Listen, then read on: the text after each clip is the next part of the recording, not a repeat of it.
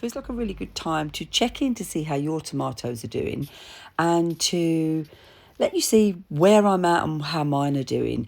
So what I've recently done at this point is I take a few of those bottom leaves off. We don't really need the bottom leaves now, and it helps the plant to go give the nutrients to where you need it. You can see some of mine have got nice little flowers on. The flowers start and then we get the actual tomato.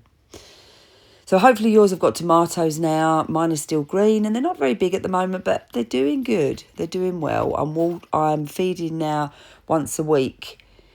But what you can also see, something I do now, I will only let 5 trusses of flowers come off each plant, and then I will snip the top off. So I count all the way up that to get to 5, and then at the top there I will snip the top off. If you choose not to do that and you know another way, that's absolutely fine. But that was the way I was shown years ago, and it makes sense because any more than 5, you're putting a lot of pressure under the plant to get that plant ready for you, to get that plant right for you to eat. So I just want to show you now some of the other places that I've got my tomato plants. These couple are there in a pots. I'm letting these go wild and I'm not chopping or cropping back anything. I'm just sort of having an experiment here and letting them do their own thing in amongst there. That's in a tiny little pot. I'd say a bit too small, but actually it's doing really well in that shaded area.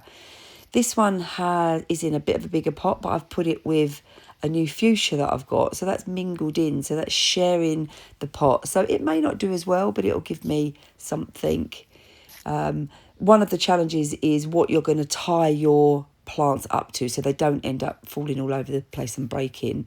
Here's some more pots.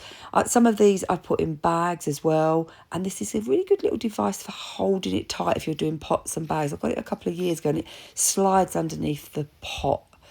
So if you're having trouble with that, that's a good little thing to look out for. These ones are right next to my cabin in a little pot, and I noticed they were getting a little bit dry, so I've put a few rocks in there to hold the moisture in. And there's another one of those bags.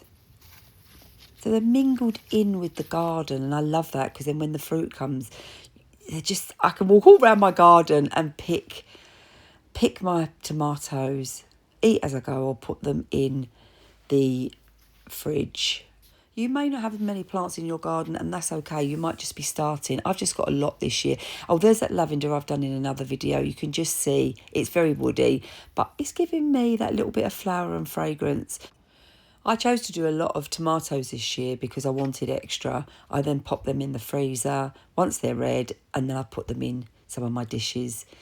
Love to hear if you've got any questions or how you're getting on with your tomatoes.